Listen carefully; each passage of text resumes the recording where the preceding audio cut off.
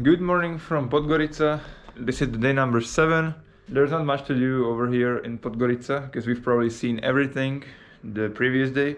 We'll check out of this huge accommodation soon, and then we'll have roughly 6 hours until the flight departure.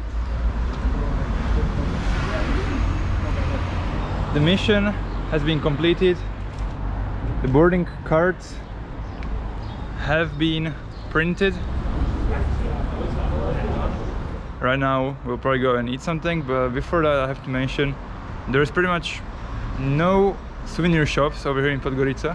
However, we managed to find one, which is in this small, street. There was this sweet older man that didn't speak much English, but wanted to help us with the magnets, with the souvenirs. It's right over there, And the prices are fine. Like €2 or €2.50 for a piece, which is not bad at all. We'll try out this one, shish kebab. Yeah, let's go inside, let's go and eat something because I'm hungry. It looks like this. It costs $6.60, so it's fine. But the food was okay, the price was somewhat cheap. What I found really interesting is just about the cars over here. It's like sometimes they don't even have a license plate. Sometimes they park like that or on the sidewalk, just like this. Usually the more expensive cars don't have got the license plates. It's slowly becoming time to go by train to the airport, so we're doing just that. This is the bus station. We came here yesterday. There's also a train station nearby. We get our tickets to the airport. It costs 60 cents.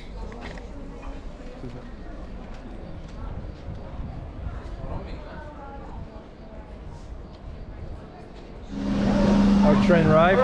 Let's go.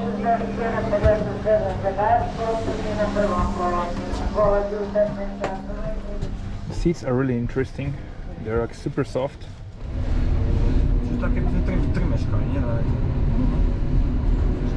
Okay, we're finally moving after roughly 18 minutes of waiting. It's like 18 minutes of delay from the starting point. And the train should have departed at 3:30, so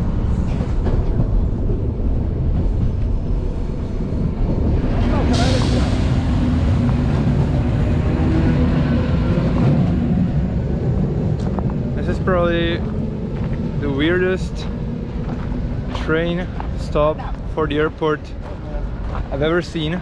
We got off the train over there. Pretty much the platform only spans for like 2 or 3 train cars.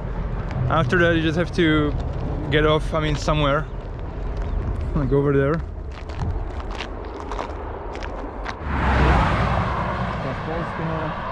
And this is the route to the airport. We just have to walk the final segment, but there's not even a path where you can walk. You have to walk on the road. We finally got into a somewhat a path. If I can say something about Podgorica, the city is like, there's not much to do, and also, so I would say one day is enough.